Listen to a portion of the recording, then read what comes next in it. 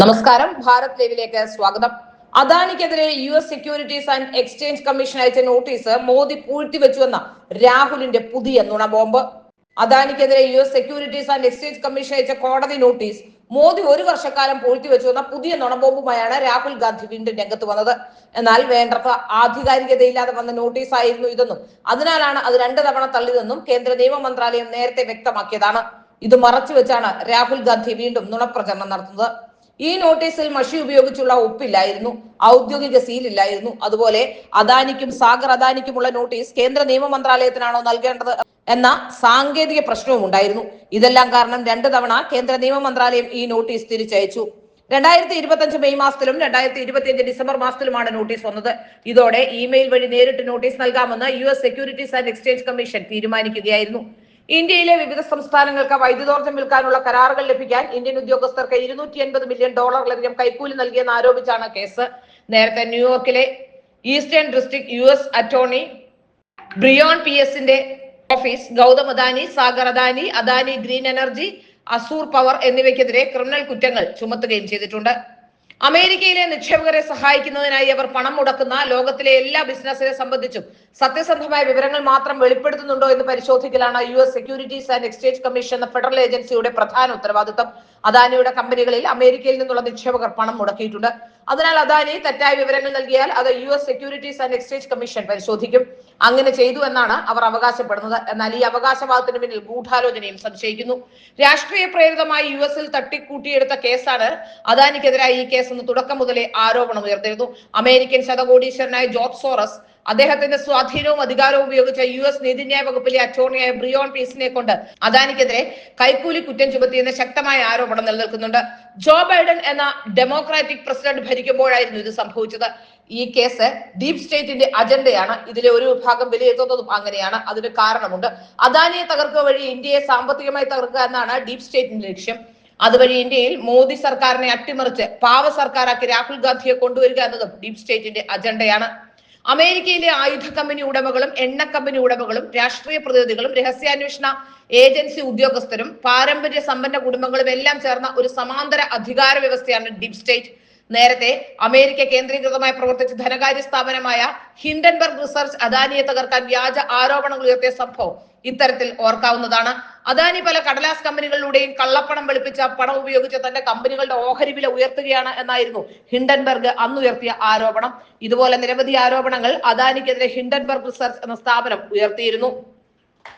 ഈ ആരോപണങ്ങളുടെ പേരിൽ അദാനിയുടെ വിവിധ കമ്പനികളുടെ ഓഹരികളുടെ മൂല്യം 70% തകരുകയും ചെയ്തു.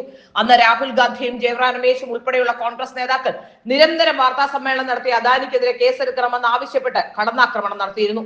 എന്നാൽ ഹിൻഡൻബർഗ് ആരോപണത്തെക്കുറിച്ച് വിശദമായ അന്വേഷണം നടത്തിയ ഇന്ത്യയിലെ സെബിയുടെ ചെയർമാൻ മാധവിപുരി ബുജ് ഈ ആരോപണങ്ങളിൽ കഴമ്പില്ലെന്ന് കണ്ടെത്തി. ഈ റിപ്പോർട്ട് അവർ സുപ്രീം കോടതിയിൽ നൽകി. അദാനിക്കെതിരെ കേസെടുക്കണമെന്ന് ആവശ്യപ്പെട്ട് അന്ന് ഇന്ത്യയിൽ പ്രവർത്തിക്കുന്ന ജേർണലിസ്റ്റുകളുടെ സംഘടനയായ OCCRP വരെ സുപ്രീം കോടതിയിൽ കേസ് നൽകി. ജോർജ് സോറസ് എന്ന അമേരിക്കൻ ശതകോടീശ്വരൻ ധനസഹായം നൽകുന്ന സംഘടനയാണ് OCCRP. എന്നാൽ ഇവരുടെ കേസ് മാധവി പുരി ബുജ് നൽകിയ റിപ്പോർട്ടിന്റെ അടിസ്ഥാനത്തിൽ സുപ്രീം കോടതി തള്ളി. അന്ന് അദാനിക്കെതിരെ കേസ് വാദിച്ചത് പ്രശാന്ത് ഭൂഷൺ എന്ന അഭിഭാഷകനാണ്. എത്ര ആഴത്തിലാണ് ഡീപ് സ്റ്റേറ്റിന് വേണ്ടി ഇന്ത്യയിൽ പ്രവർത്തനം നടത്തുന്നതെന്ന സംഭവ വികാസങ്ങൾ ഇത് കാട്ടിത്തരുന്നു. സുപ്രീം കോടതി അന്ന് അദാനിക്കെതിരെ കേസ് തള്ളുകയും ചെയ്തു. മാധവിപുരി ബുജ് എന്ന മിടുക്കിയായ സെബി ചെയർമാൻ അവിടെ കൊണ്ട് അവസാനിപ്പിച്ചില്ല.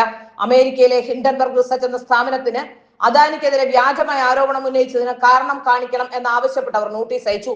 ഇതിന് മറുപടി പറയാനാവാതെ ഹിൻഡൻബർഗ് റിസർച്ച് എന്ന കമ്പനിയും അതിന്റെ ഉടമ ആൻഡേഴ്സണും ഉയർത്തു. ഇതിനിടെ ഇന്ത്യയിൽ മാധവിപുരി ബുജിനെതിരെ ഇല്ലാത്ത അഴിമതി ആരോപണങ്ങൾ ഉയർത്തി കോൺഗ്രസ് വക്താവ് പവൻ ഖേര തുടർച്ചയായി വാർത്താ സമ്മേളനം നടത്തി. ഇതെല്ലാം തെറ്റാണെന്ന് മാധവിപുരി ബുജും ICICI ബാങ്കും മറ്റു സ്ഥാപനങ്ങളും വിശദീകരിച്ചതോടെ പവൻ ഖേര കേരളം വിട്ടു. ഇപ്പോൾ ഇന്ത്യയിലെ കോൺഗ്രസും അമേരിക്കൻ ഡീപ് സ്റ്റേറ്റും തമ്മിലുള്ള അഗാധ ബന്ധമാണ് ഇവിടെ വെളിപ്പെടുന്നത്. അദാനിയെ തകർക്കുക എന്നത് അമേരിക്കൻ ഡീപ് സ്റ്റേറ്റ് അജണ്ടയാണെന്നാണ് ഇന്ത്യയിലെ കോൺഗ്രസും അതിന് ഉടപിടിക്കുകയാണ്. അദാനിയെ തകർക്കാൻ വേണ്ടി കള്ള റിപ്പോർട്ടുകൾ ചമർച്ച അമേരിക്കയിലെ ഹിൻഡൻബർഗ് റിസർച്ചുമായി രാഹുൽ ഗാന്ധിക്ക് ബന്ധമുള്ളതായി ഇസ്രായേലി രഹസ്യ ഏജൻസി മൊസാദ് കണ്ടെത്തിയിരുന്നു. സ്പുട്നിക് ഇന്ത്യ എന്ന മാധ്യമമാണ് ഈ വാർത്ത പുറത്തുവിട്ടത്. ഇതോടെ അദാനിയെ വീഴ്ത്തുക വഴി മോദിയെ വീഴ്ത്തുക എന്ന അമേരിക്കൻ കോടീശ്വരൻ ജോർജ് സോറസിന്റെ രാഷ്ട്രീയ ഗൂഢാലോചനയിൽ രാഹുൽ ഗാന്ധിയും പങ്കാളിയായെന്ന കാര്യവും പുറത്തുവന്നു.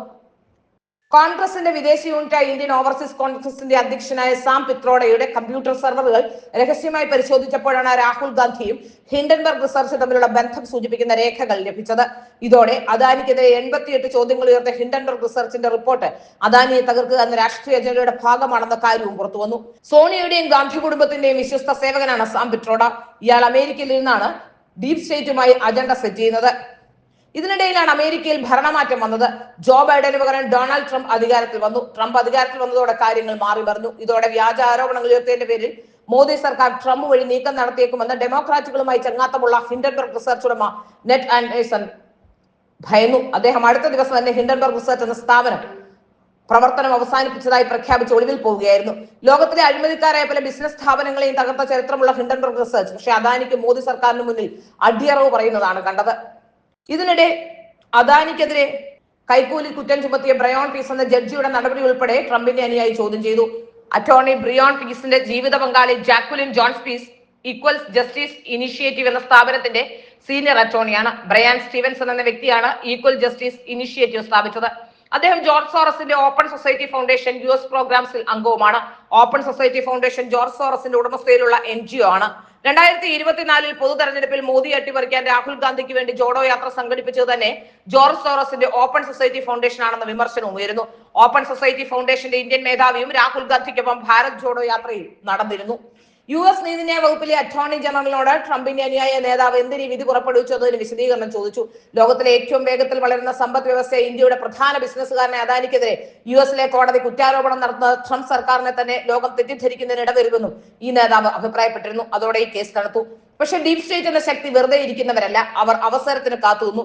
ട്രംപ് പല പ്രശ്നങ്ങളിലും കുടുങ്ങിയതോടെ അവർ മേലെ US നീതിന്യായ വകുപ്പിലും US സെക്യൂരിറ്റീസ് ആൻഡ് എക്സ്ചേഞ്ചിലും അവർക്കുള്ള സ്വാധീനം ഉപയോഗിച്ച് പഴയ കേസ് പൊടി തട്ടിയെടുക്കാൻ ശ്രമിക്കുകയാണ്. ഏതായാലും ഇന്ത്യയെ തകർക്കുക എന്ന ലക്ഷ്യത്തോടെയാണ് രാഹുൽ ഗാന്ധി പ്രവർത്തിക്കുന്നതെന്ന് വ്യക്തമാവുകയാണ്.